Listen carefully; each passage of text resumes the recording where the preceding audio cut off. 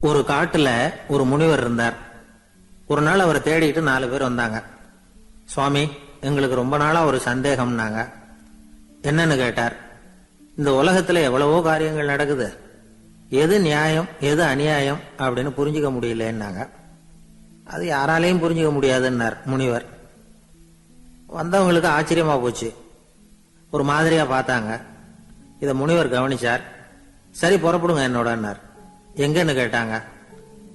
இப்போ உங்க 4 பேரையும் ஒரு புஷ்பக விமானத்துல அழைச்சிட்டு போறேன். இந்த உலகத்துல சர்வசாதாரணமா நடக்கக்கூடிய ஒரு காட்சியை உங்களுக்கு காட்ட போறேன். நீங்க பார்க்க போற அந்த காட்சி நியாயமா அநியாயமா அப்படிங்கறத என்கிட்ட சொல்லணும். நீங்க சரியான பதில் சொன்னா புஷ்பக விமானத்துல தொடர்ந்து பிரயாணம் பண்ணலாம். தவறான பதில் சொன்னா இந்த புஷ்பக விமானம் உங்களை கீழே தள்ளி விட்டுரும் அப்படின்னார். 4 பேருக்கும் பயம்தான். இருந்தாலும் முனிவர் கூப்பிடுறாரு அப்படின்னு சொல்லி புறப்பட்டாங்க. அவங்க எல்லாரும் புறப்பட்டு ஒரு காட்டு வழியா போயிட்டு இருக்கிறாங்க புஷ்பக விமானத்துல. அங்க நடக்கிற ஒரு காட்சியை காட்டுறார் முனிவர். அதோ அங்க பாருங்கன்னார். அந்த விமானத்துல இருந்தபடியே எல்லாரும் கீழே குனிஞ்சு பாக்குறாங்க. அங்க ஒரு தாய் புலி அப்பதான் குட்டி போட்டிருக்கு. குட்டிகளை ஈன்ற உடனே பசிக்கு இறை தேடி அந்த பக்கமா வருது.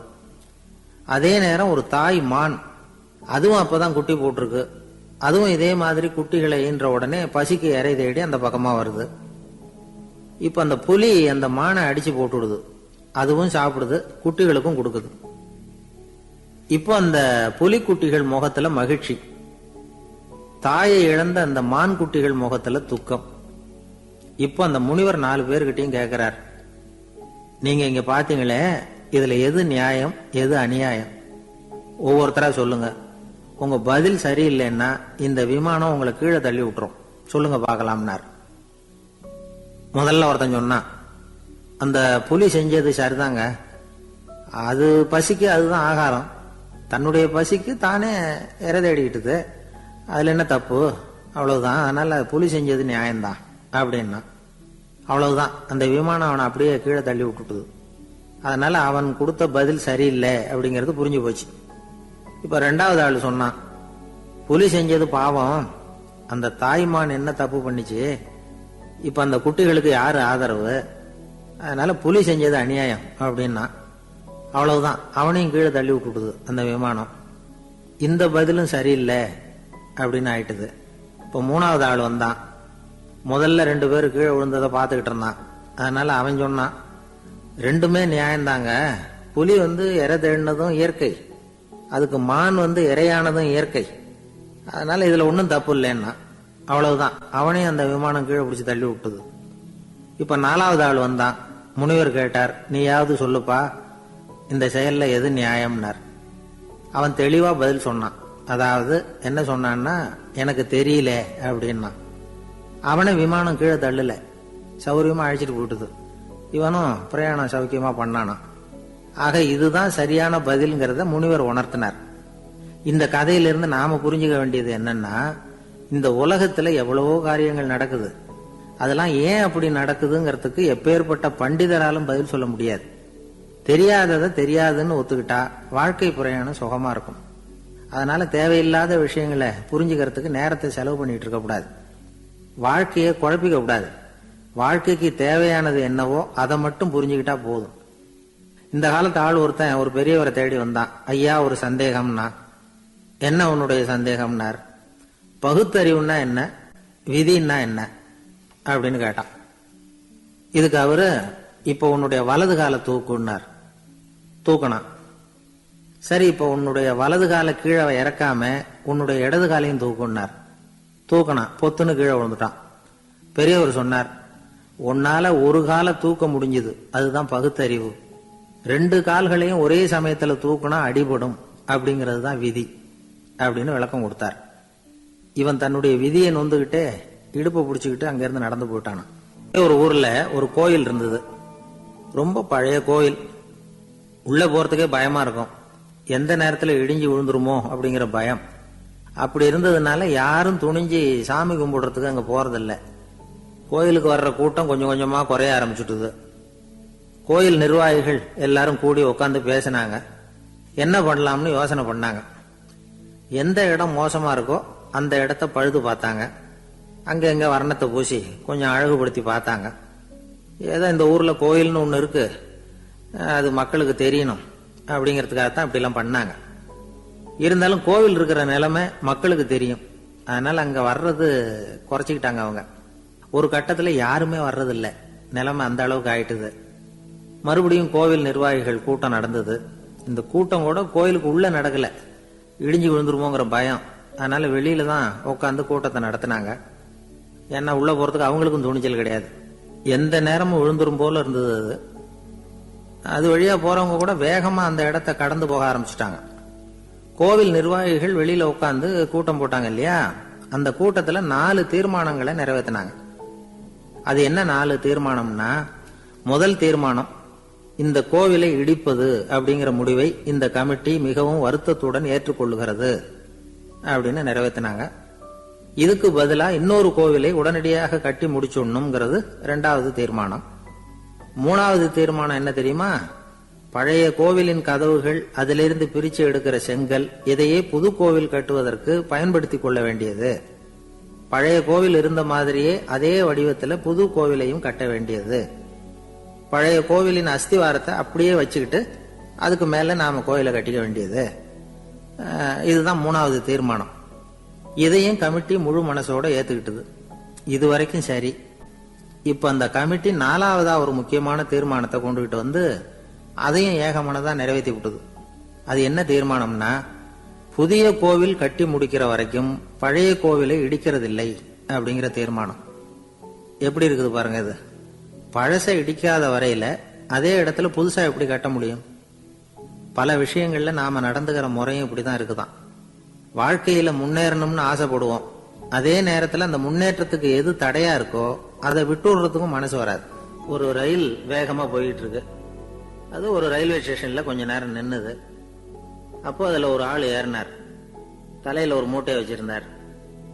மூட்டையை தலையில சுமந்துகிட்டே உள்ள வந்தாரு. மூட்டையை தலையில சுமந்துகிட்டே ஒரு இடத்துல உட்கார்ந்தார். ரயில் மறுபடியும் புறப்பட்டது. இவர் தன் தலையில இருந்த மூட்டைய கீழே இறக்கி வைக்கணும்ல, வைக்கல, சுமந்துகிட்டே வர்றார்.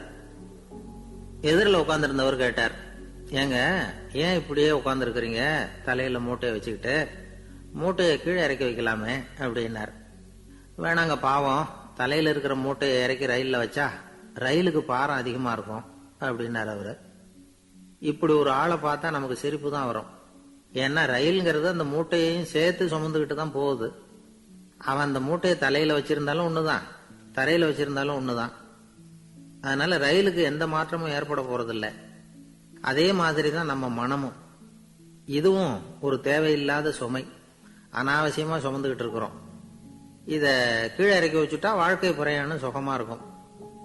ரயில் பிரயாணம் பண்ற அந்த ஆள் மூட்டையை சுமக்கிறான், வாழ்க்கை பிரயாணம் பண்ற நாம மனசை சுமக்கிறோம். இது ரெண்டுக்கும் எந்த வித்தியாசமும் இல்லை. மனசை கீழே இறக்கி வச்சுட்டா பாரம் இல்லாமல் வாழலாம், பறவைகள் மாதிரி பறக்கலாம், குழந்தைகள் மாதிரி கள்ளங்கபடம் இல்லாம வாழலாம். இந்த வெளி உலகத்துல நாம நிலை பெற்று இருக்கணும், வேரூன்றி இருக்கணும். அதே சமயம் நம்முடைய உள் வெளியில ஆன்மீக வாழ்க்கையில பாரம் இல்லாம இருக்கணும். அப்போ பறக்கணும், நதியை போல ஓடணும், மிதக்கணும். பயணம் சுகமா இருக்கும், களைப்பு தெரியாது, கவலை தெரியாது. ஒரு சீடன் போதி தர்மரை நாடி வந்தான்.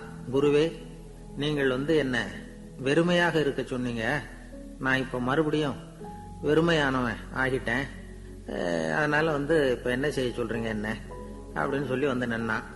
உடனே அந்த குரு பக்கத்துல இருந்த ஒரு குச்சியை எடுத்து அவன் தலையில அடிச்சு, போய் அந்த வெற்றுத்தன்மையையும் வீசி எறிந்து விட்டு வா அப்படின்னார். நான் இப்போ காலியா இருக்கிறேன்னு ஒருத்தன் சொல்றான்னு வச்சுங்க, அது உண்மை இல்லை. ஏன்னா இன்னமும் அதுல நான்கிற எண்ணம் இருக்குது. எந்த சிந்தனையும் இல்லாம இருக்கிறது கடினம் தான். ஆனாலும் மனிதன் அதுல உள்ள நுட்பத்தை புரிஞ்சுக்கிட்டான்னா, இவ்வளவு தூரம் தூக்கி சுமந்துகிட்டு வந்த அந்த மனதின் முட்டாள்தனத்தை அவனே பார்த்துட்டு சிரிப்பான். இதுதான் பெரியவங்க சொல்லி இருக்கிற ஆலோசனை. நம்மால் ஒருத்தன் தலையில ஒரு பெரிய மூங்கில் கூடையோட ரயில்ல உட்கார்ந்தான். கூட தலையில இருந்தது, கீழே இறக்கி வைக்கல. எதிரில் இருந்தவர் கேட்டார், ஏங்க எதுக்காக அதை அனாவசியமா சுமந்துகிட்டே இருக்கீங்க, கீழே இறக்கி வைங்களேன்னார். இல்லைங்க, நான் வீட்டை விட்டு புறப்படும் பொழுதே என் பையன் சொல்லிவிட்டான், கூடைய தலையை விட்டு இறக்கப்படாதுன்னு அப்படின்னார். அவன் சின்ன பையன், விவரம் இல்லாம சொல்லியிருப்பான். இப்ப என்ன நேர்ல வந்தா பாத்துக்கிட்டு இருக்கிறான், நீங்க இறக்கி வைங்கன்னார் அவர். அவன் நேர்ல பாத்துக்கிட்டு இல்ல, இருந்தாலும் நான் இந்த கூடைய கீழே இறக்கி வச்சா அது அவனுக்கு தெரிஞ்சிரும் அப்படின்னாரு இவர். அது எப்படின்னாரு அவர். அவன் தனக்கு டிக்கெட் வாங்க வேணாம்னு சொல்லி இப்ப இந்த கூடைக்குள்ளதான் உட்கார்ந்துருக்கிறான் அப்படின்னார் இவர். ஒரு ஊர்ல ஒரு மன்னர் இருந்தார். அழகான அரண்மனையில அவர் இருந்தார். அந்த அரண்மனையை விட அழகா ஒரு மாளிகைய அந்த ஊர்லயே வேற ஒருத்தன் கட்டியிருந்தான். அப்படி கட்டி முடிச்சதுல அவனுக்கு ரொம்ப பெருமை. எத்தனையோ செல்வந்தர்கள்லாம் வந்து பார்த்துட்டு, இந்த மாளிகையை விலைக்கு கொடுத்துடுறியா, எவ்வளவு விலை சொன்னாலும் சரி நாங்க வாங்கிக்கிறதுக்கு தயாரா இருக்கோம் அப்படின்னு சொல்லி கேட்டு பார்த்துட்டாங்க. நான் இதை விற்கிறதுக்கு தயாரா இல்ல அப்படின்னு சொல்லிவிட்டான். அவ்வளவு சிறப்பா கலை அம்சத்தோடு அதை கட்டி முடிச்சிருக்கிறான். அதுவே ஒரு பெரிய அரண்மனை மாதிரி இருந்ததுன்னா பாத்துங்களேன். சுற்றிலும் அழகான பூந்தோட்டம். ஒரு நாள் அவன் எங்கேயோ வெளியூர் போயிட்டு திரும்பி வந்துகிட்டு இருக்கிறான். அப்போ அந்த மாளிகை தீப்பெட்டி எரிஞ்சுக்கிட்டு இருக்கு. பதறி போட்டான். விலைக்கு கேட்டவங்க யாராவது இதை செஞ்சிருக்கணும், இல்லைன்னா மன்னரே செய்த சதியோ என்னவோ, இப்படிலாம் அவனுக்கு சந்தேகம். ஒரு மூலையில உட்காந்து அழ ஆரம்பிச்சுட்டான். அந்த சமயத்துல அவனுடைய மகன் அங்க ஓடி வந்தான். அப்பா அழாதீங்க, இதை நான் நேத்து ராத்திரியே நம்ம ஊர் மன்னருக்கு வித்துட்டேன். இதை கட்டி முடிக்க நமக்கு எவ்வளவு செலவாச்சோ அதை போல 3 மடங்கு விலைக்கு வித்துட்டேன், கவலைப்படாதீங்க. இதை விட அழகான மாளிகையை நாம புதுசா கட்டிக்கலாம்னா. இதை கேட்டதும் அழுதுகிட்டு இருந்தவன் அழுகையை நிறுத்தினான், சிரிக்க ஆரம்பிச்சுட்டான். இதே இடத்த நான் மன்னர்கிட்ட இருந்து விலைக்கு வாங்குவேன், இதை விட அழகான மாளிகையை கட்டுவேன் அப்படின்னு சுத்தி நின்ன எல்லார்கிட்டையும் சொல்லிட்டு இருந்தான். இந்த சமயத்துல அவனோட இளைய மகன் ஓடி வந்தான். அப்பா, அண்ணன் சொன்னதெல்லாம் சரிதான், மன்னர்கிட்ட விலை பேசினதெல்லாம் உண்மைதான். ஆனா வித்தது பேச்சு அளவுல தான். இனிமேதான் பத்திரம் வாங்கணும், எழுதணும், நீங்க கையெழுத்து போடணும், பதிவு பண்ணணும், மன்னர்கிட்ட பணம் வாங்கணும். அதுக்காகத்தான் உங்களை எதிர்பார்த்துக்கிட்டு இருந்தோம். அதுக்குள்ள இப்படி ஆயிட்டுதுன்னா. இப்ப சிரிச்சுக்கிட்டு இருந்தவன் சிரிப்பை நிறுத்தினான். மறுபடியும் குழந்தை மாதிரி அழ ஆரம்பிச்சுட்டான். இது ஒரு சம்பவம். இதுல இருந்து என்ன தெரியுது? அந்த அழகான மாளிகை தன்னுடையது அப்படின்னு நினைக்கும் பொழுது அவனுக்கு அழுகை வந்தது. அது தன்னுடையது இல்லை அப்படின்னு நினைக்கிற போது சிரிப்பு வந்தது. மறுபடியும் அது தன்னுடையதுதான் அப்படிங்கிற உணர்வு வரும்பொழுது அழுகை. எது எதிலிருந்து நீ நீங்கி இருக்கிறாயோ அது அதிலிருந்து உனக்கு துன்பம் இல்லை அப்படிங்கிறார் திருவள்ளுவர். இந்த உடம்பு என்னுடையதில்லை அப்படிங்கிற உணர்வு வந்துட்டா அது ஒரு பெரிய நிலை. இன்னைக்கு 104 வருஷத்துக்கு முன்னாடி இதே நேரம் என்ன நடந்தது? 104 வருஷத்துக்கு முன்னாடி போடுவோம், இதே தேதி, இதே மாசம், இதே நாள் என்ன. இந்த நேரம் இவர் விவேகானந்தர் என்ன பண்ணிட்டு இருக்காருன்னா, தரையில ஒரு விரிச்ச படுக்கையில படுத்திருக்கிறார். ஒரு சீடர் அவர் தலைக்கு விசிறியால விசிறிட்டு இருக்கிறார். அதாவது அதுதான் அவருடைய வாழ்க்கையினுடைய கடைசி நாள். அன்னைக்கு என்ன நடந்திருக்குன்னா, காலையில விடிய காலம் எழுந்திருச்சு அந்த பூஜை அறைக்குள்ள போனாராம். தன்னுடைய பூஜை அறைக்குள்ள போய் கதவு ஜன்னல்லாம் சாத்திக்கிட்டார். 3 மணி நேரம் தியானத்துல இருந்திருக்கிறாரு. தியானத்துல இருந்துட்டு அதுக்கப்புறம் வெளியில ஒரு வாக்கிங், ஒரு கொஞ்ச தூரம் அப்படி தோட்டத்துல உலாவி விட்டு வந்திருக்கிறாரு.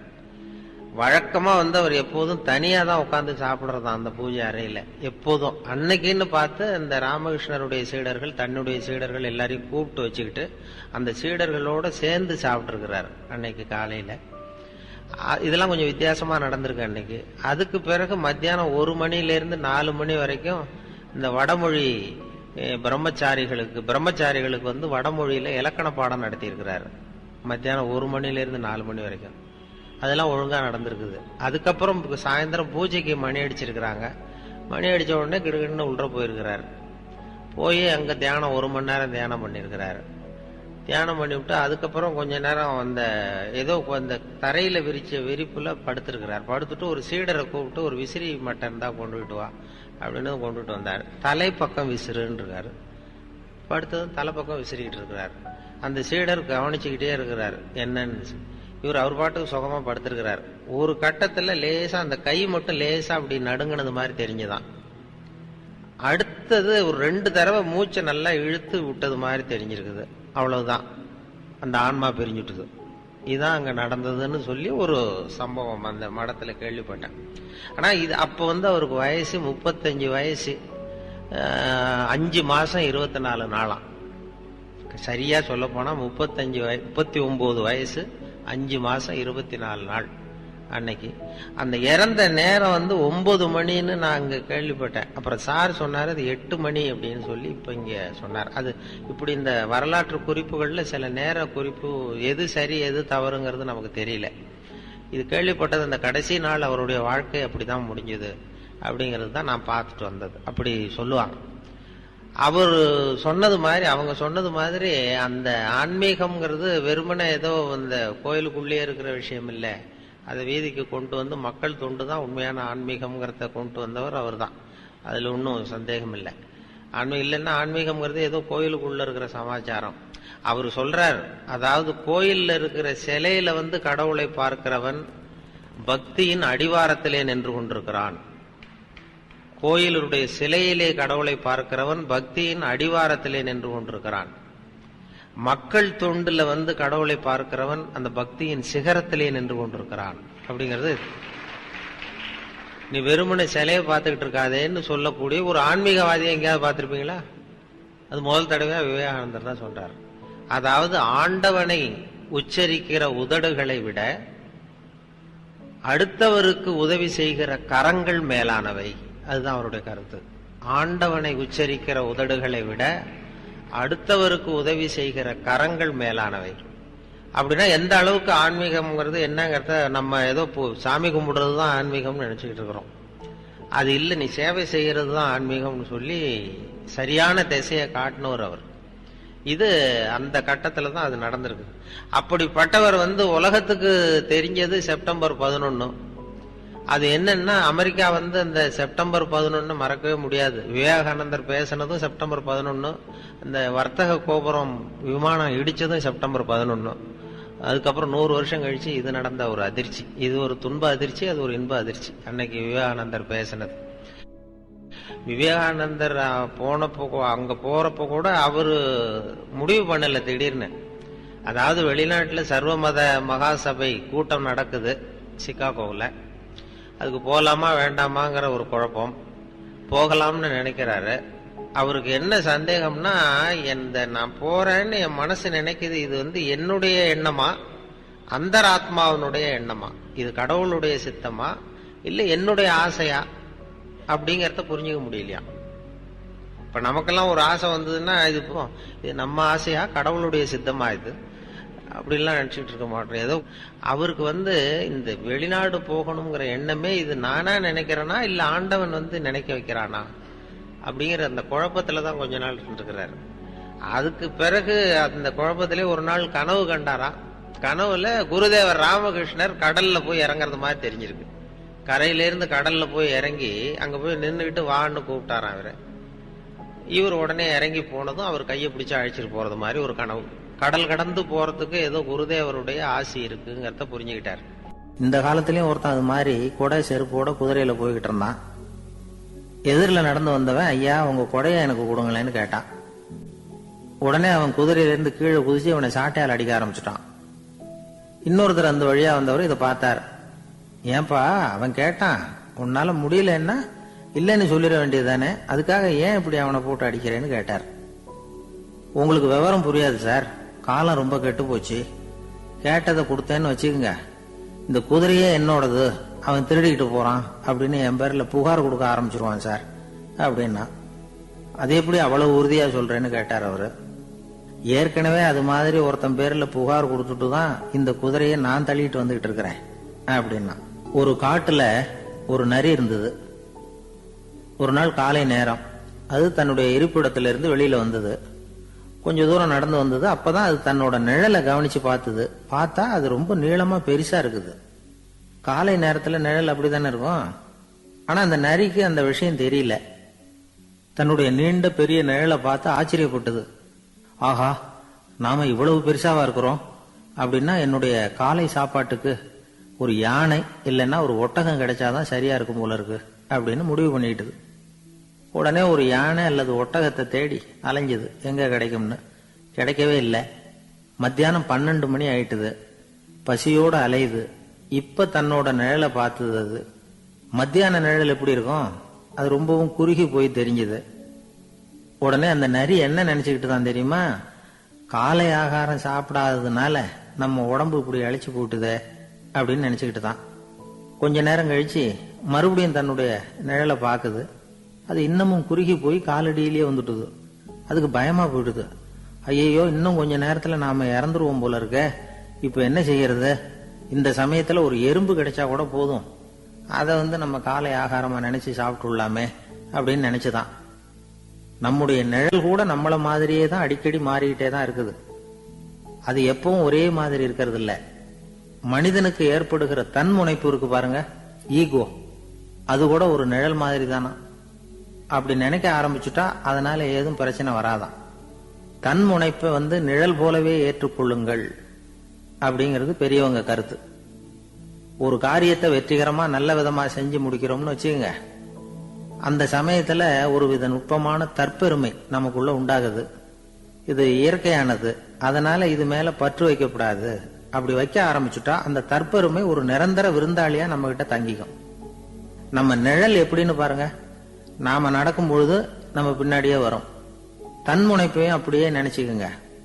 நிழல் யாருக்கும் எந்த பிரச்சனையையும் உண்டாக்குறது இல்ல. ஆனா அந்த நிழலை கண்டே நாம பயப்பட ஆரம்பிச்சுட்டா நாம எதுலயும் வெற்றி காண முடியாது. நிழலோட சண்டை போடக்கூடாது. அது மாதிரி தன்முனைப்போடவும் நாம சண்டை போட வேண்டியதில்லை. இல்லாத ஒன்றோடு சண்டை போடுறது எப்படின்னா, அது இருட்டோட சண்டை போடுறது மாதிரி. நாம நிழல் கிடையாது, நம்ம கிட்ட இருக்கிற தன்முனைப்பு ஒரு நிழல். நம்ம நிழலையும் நமக்கு சமமா பாக்குறோம் பாருங்க, அங்கதான் சிக்கலே ஆரம்பம்.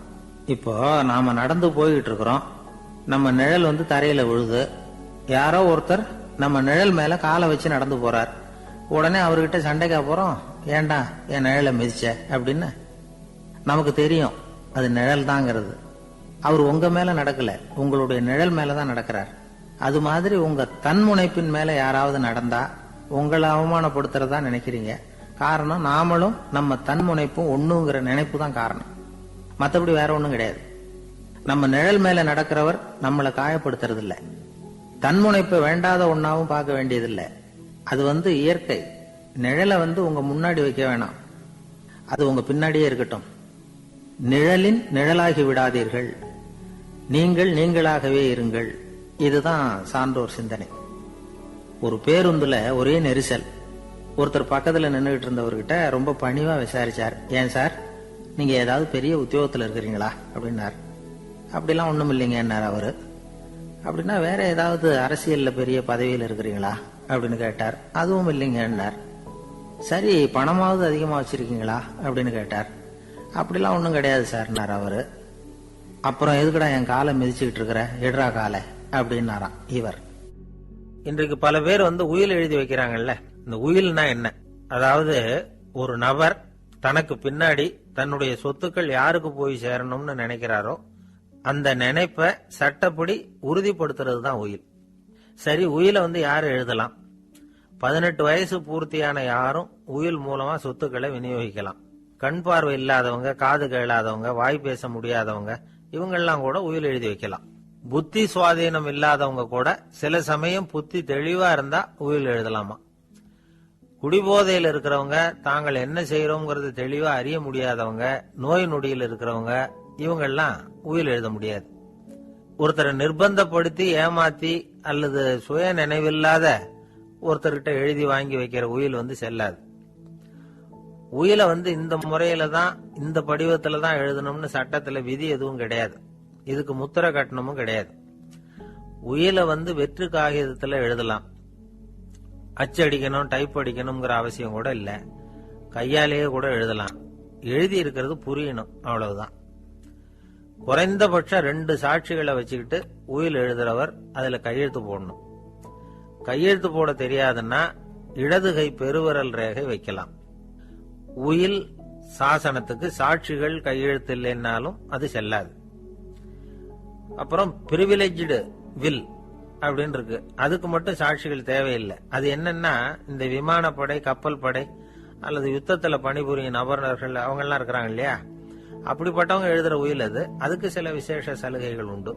ஒருத்தர் முதல்ல ஒரு உயில் எழுதி வைக்கிறார், அதுக்கப்புறம் மனசு மாறி போகுது, அது வேணாம்னு நினைக்கிறார், ரத்து செஞ்சுடலாம். அதுக்கப்புறம் வேற உயிலும் எழுதலாம். உயிரோட இருக்கிற வரைக்கும் எத்தனை தடவை வேணும்னாலும் உயில் எழுதலாம். கடைசியா எழுதப்பட்ட உயில் சட்டப்படி சரியா இருந்தா அதுதான் அமலுக்கு வரும். சரி, எழுதுற உயில ரகசியமா வச்சிருக்கிறது எப்படி? இது ஒரு கேள்வி. இதுக்கு என்ன செய்யணும்னா, ஒருத்தர் உயில எழுதினதுக்கு அப்புறம் அவர் தானாவோ அல்லது அங்கீகரிக்கப்பட்ட முகவர் மூலமாகவோ, அதாவது ஒரு ஏஜென்ட் மூலமாகவோ, ஒரு கவர்ல போட்டு சீல் வச்சு கவர் மேல தன்னுடைய பெயரை எழுதி அல்லது அந்த ஏஜென்ட் பெயரை எழுதி கவர் மேல என்ன அடக்கம் செய்யப்பட்டிருக்கு, உள்ள என்ன இருக்கு அப்படிங்கிற விவரம்லாம் எழுதி சார் பதிவாளர்கிட்ட ஒப்படைக்கலாம். இதுக்கு கட்டணம் உண்டு. அதுக்கப்புறம் எப்ப தேவைப்படுதோ அப்போ ஒரு மனு கொடுத்து அந்த கவரை திரும்ப வாங்கிக்கலாம்.